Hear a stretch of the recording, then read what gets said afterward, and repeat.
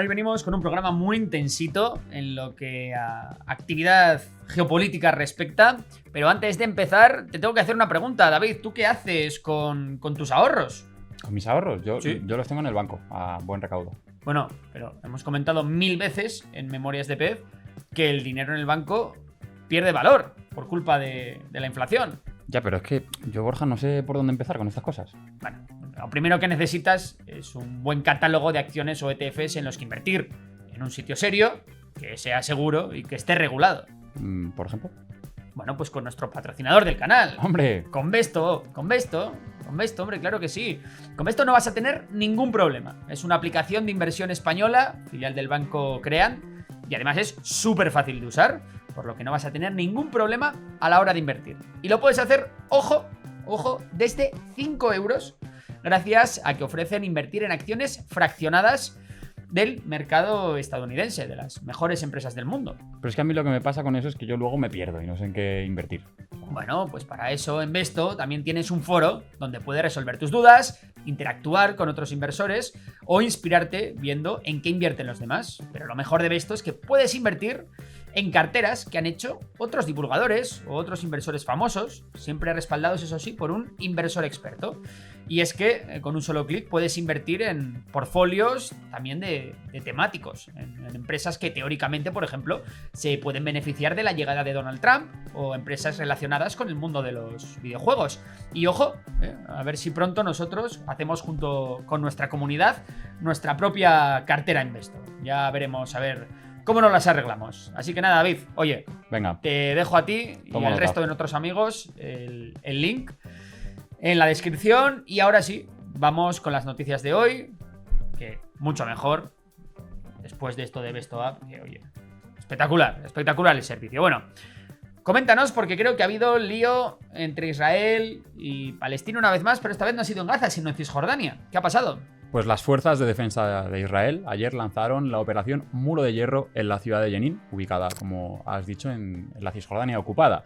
Esta intervención militar, descrita por el primer ministro Netanyahu como amplia y significativa, tiene como objetivo, entre comillas, erradicar el terrorismo en la región. La operación ha involucrado bombardeos aéreos y la incursión de tropas terrestres, incluyendo unidades especiales y agentes del Shin Bet. En las primeras horas, el Ministerio de Sanidad palestino reportó al menos 8 muertos y 35 heridos entre la población local. Decir que, bueno, en respuesta el movimiento Hamas, todos conocemos aquí a Hamas, ha llamado a una movilización general en Cisjordania, instando a la población y a los jóvenes a intensificar los enfrentamientos contra las fuerzas israelíes, ¿no?, en todos los puntos que haya de contacto posibles. Esta escalada se produce, recordemos, poco después de la entrada en vigor del alto al fuego entre Israel y Hamas, pero esta vez en la Franja de Gaza. Entonces, bueno, no aplica ese alto al fuego a Cisjordania, ¿no? Y decir que también, bueno, pues que también llega esto después de la decisión del presidente de Estados Unidos, del nuevo presidente de Donald Trump, de levantar las sanciones contra los colonos judíos de Cisjordania. Recordemos que estos colonos judíos lo que hacen es ocupar territorio palestino en contra de la legalidad internacional y sin ningún tipo de justificación, ¿no? También recordemos la creciente presencia de Hamas en Cisjordania, sobre todo a raíz de lo que ocurrió el 7 de octubre de 2023 y la posterior respuesta israelí. Y yo, por lo que tengo entendido, ¿no?, he hablado con gente que ha estado allí y me comentan que efectivamente, que en Cisjordania lo que más se ve son banderas de Hamas y que debe estar ganando mucho peso la organización allí y mucha simpatía, ¿no? Porque los ven como, bueno, siendo un grupo para nosotros terrorista, allí se puede ver también como un ejército de liberación. Recordamos que en las últimas semanas también ha habido muchas fricciones entre ambos grupos, entre Hamas y entre la ANP. Exactamente, entre la Autoridad Nacional Palestina, liderada, recordemos, por Mahmoud Abbas, y que en Cisjordania la ANP, de hecho, ha sido bastante criticada por su cooperación en materia de seguridad con Israel y también por su incapacidad para frenar la expansión de los asentamientos israelíes, lo que, bueno, pues al final ha erosionado un poco su legitimidad entre la población palestina.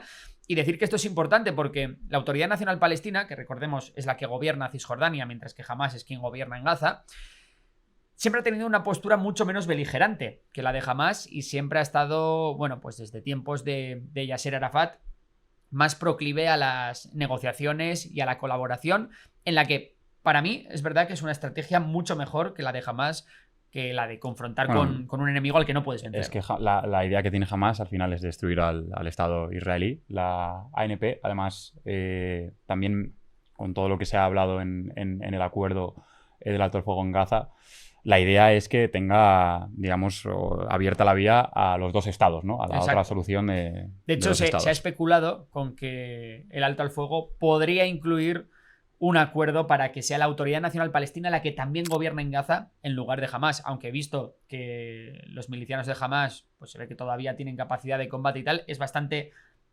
raro o bastante difícil que esto vaya a suceder.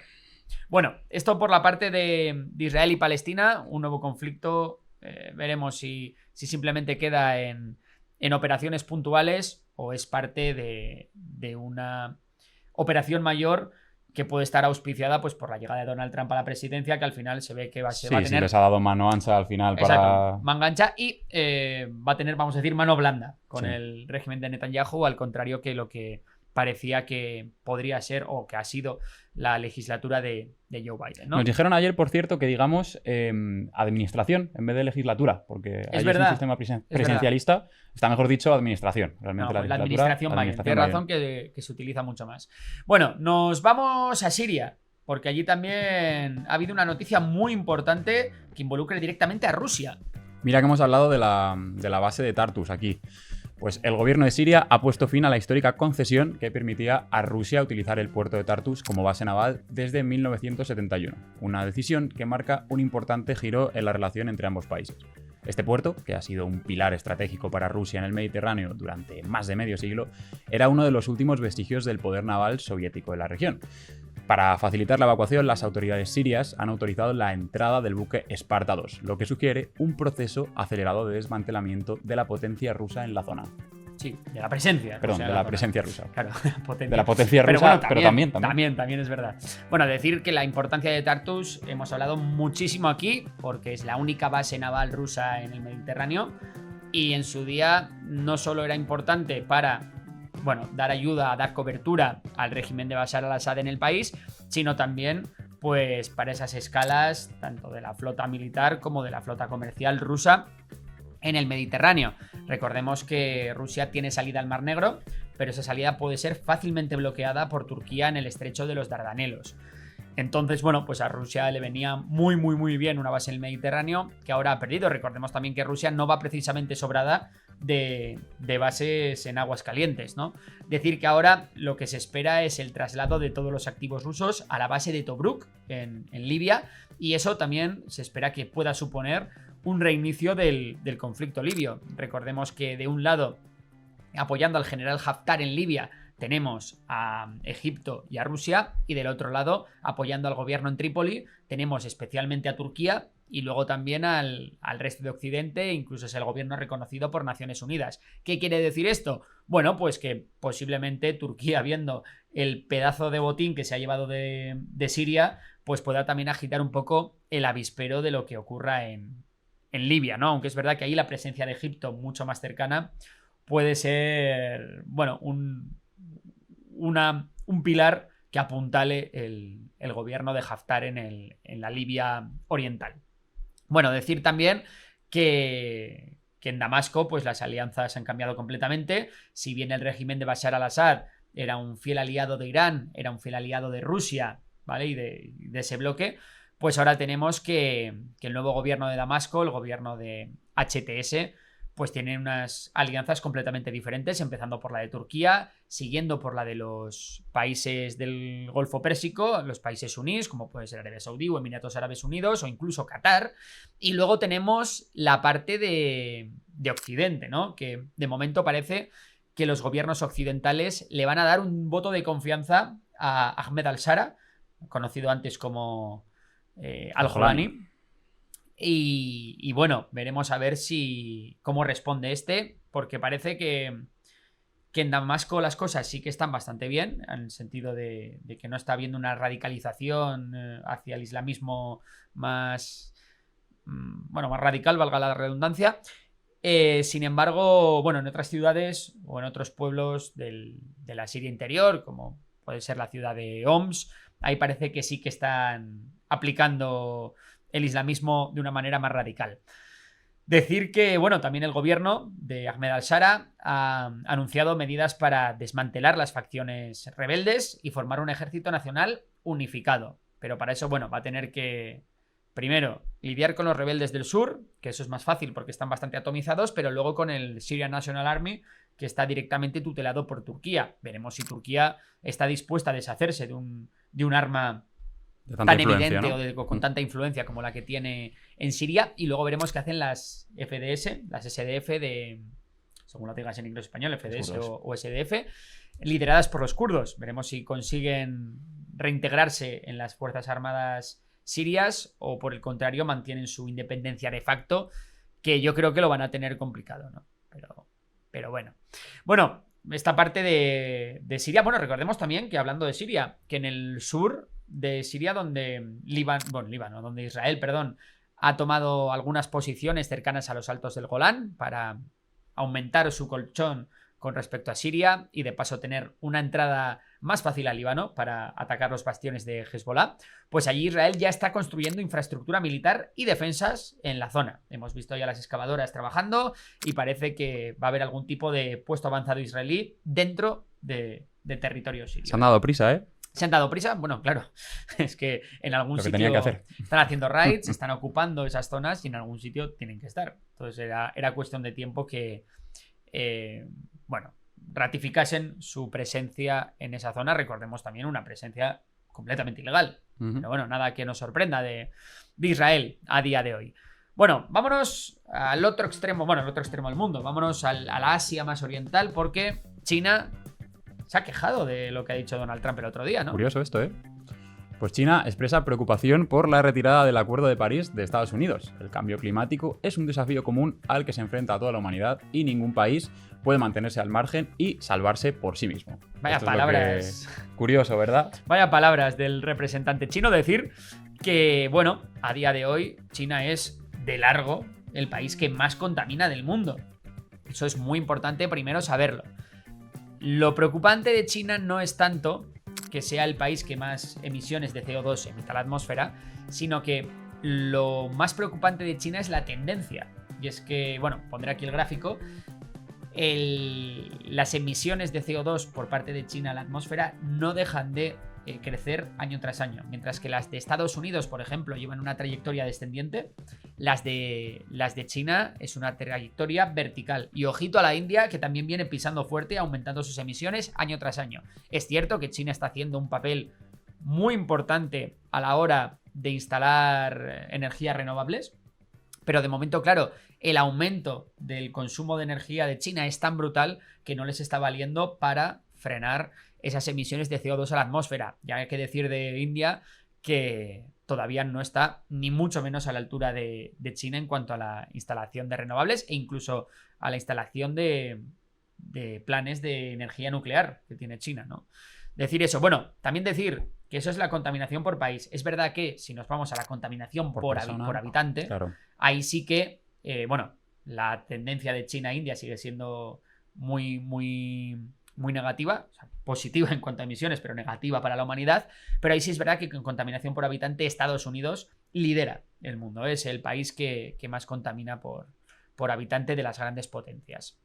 Decir respecto a los acuerdos de París que Estados Unidos, ojito al club que se une de los países que no han firmado los acuerdos de París. A ver. Y es que Estados Unidos se une a Irán, Eritrea, Libia, Sudán del Sur y Yemen.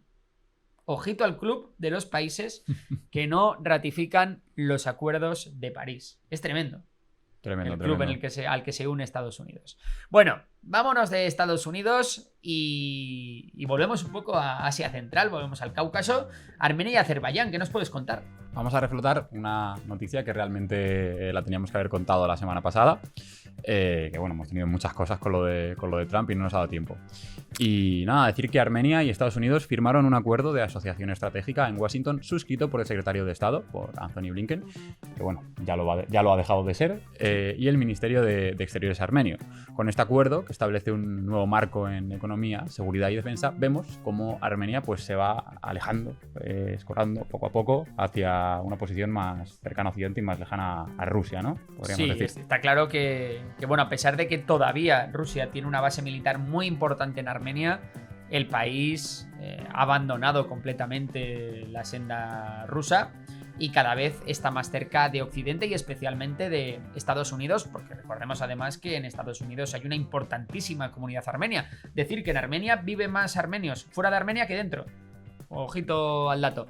Pero bueno, sobre Armenia, decir que es normal este distanciamiento de Rusia, porque, bueno, al final, cuando hubo la guerra del Nagorno-Karabaj en la que Azerbaiyán atacó a la República de Artsaj, que era un estado títere de Armenia, pues Rusia básicamente no hizo nada. De hecho, bueno, se vio que no quiso defender a su aliado y Armenia, buscando garantías de seguridad, ha dicho, pues no, si no puedo confiar en vosotros, si no vais a hacer nada para pararle los pies a los azeríes, pues me tendré que ir con alguien que sí se los pare. También te digo, no sé si Occidente es el más indicado para parar los pies a Azerbaiyán, ahora que hay esos acuerdos tan importantes de gas, por ejemplo, entre la Unión Europea y el propio Azerbaiyán.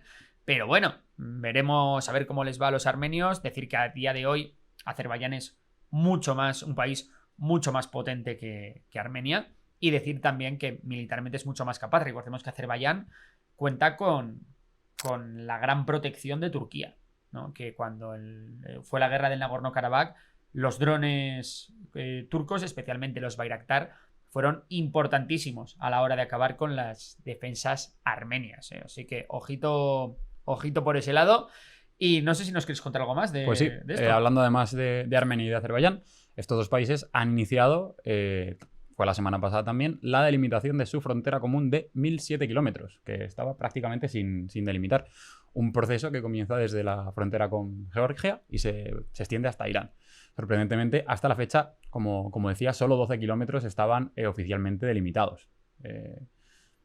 Bueno, pues bien, a ver si eso les sirve un poco para dejar de pegarse de palos. Decir que yo, personalmente estudiando conflictos, nunca he visto un odio tan exacerbado como el que hay entre armenios y azeríes. O sea, se tratan literalmente como animales. O sea, si ves las declaraciones de los líderes armenios, de los líderes azeríes, a la altura del pintor austriaco. ¿Sí? O sea, están increíbles, sí. Bueno, acabamos aquí nuestro repaso de actualidad geopolítica y vámonos al Rincón del Tiburón para hablar un poquito de economía.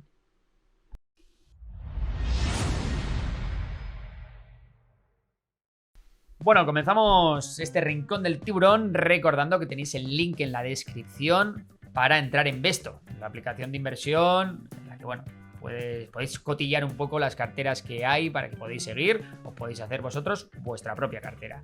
Espectacular, link en la descripción. Pero más allá de eso, noticia de ayer, para mí una de las noticias posiblemente de la década, si no del siglo.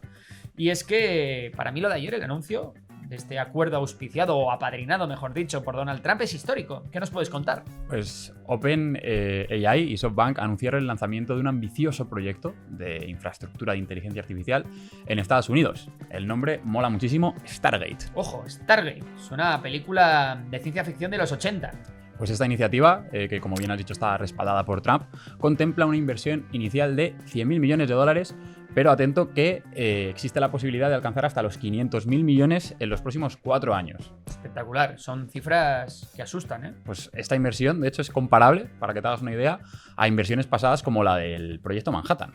Proyecto Manhattan, que recordemos es el proyecto mediante el cual Estados Unidos desarrolló sus primeras armas nucleares y creo que también es parecido, ¿no?, a la inversión a la del programa Apolo, Sí. que fue la que llevó al hombre a la luna. Así es. Es una absoluta barbaridad. Bueno, Una decir locura. que el proyecto Stargate tiene como objetivo el construir una vastísima red de centros de datos y de infraestructura necesaria pues para soportar a la próxima generación de inteligencia artificial, que se supone que alcanzará ya lo que se llama la AGI, la Artificial General Intelligence, creo que es, ¿no?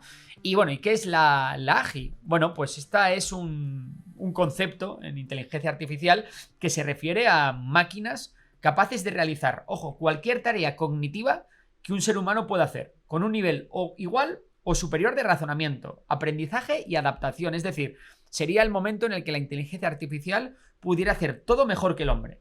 Es decir, ser más inteligente y, por tanto, empezar a entrenarse a sí misma de mejor manera que lo haríamos nosotros.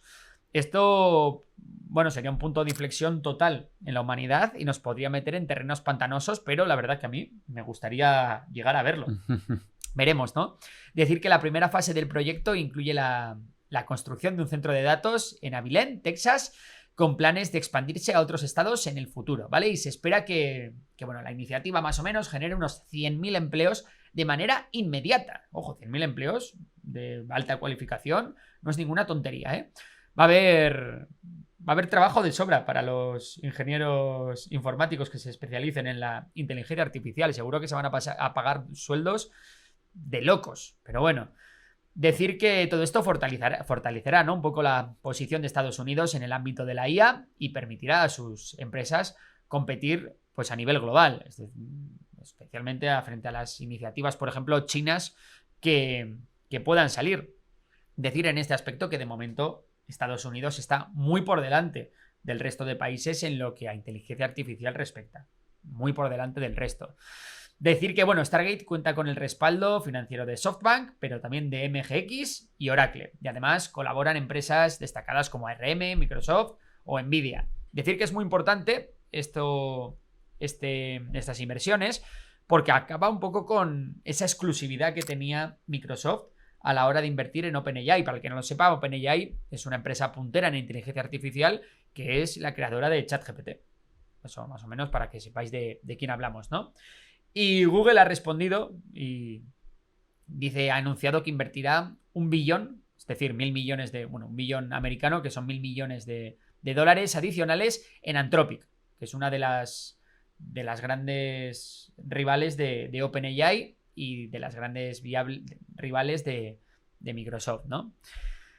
Decir que, bueno, que este es un compromiso de 1.000 millones que se llegará hasta 3.000 millones, ¿no? Anthropic, que está fundada, de hecho, por gente que se fue de OpenAI, que quería hacer las cosas diferentes, está valorada en 60.000 millones de dólares y registra unos ingresos anuales de tan solo 1.000 millones. O sea, que lo que se espera aquí es que Anthropic crezca mucho en el futuro gracias a lo bien que están haciendo las cosas. De hecho, Anthropic tiene Claude, que es como el competidor de ChatGPT, y que para mí hay cosas en las que funciona mejor. A la hora de escribir narrativamente y tal, sí que para mí tiene una mejor manera de expresarse, menos robótica quizás, ¿no?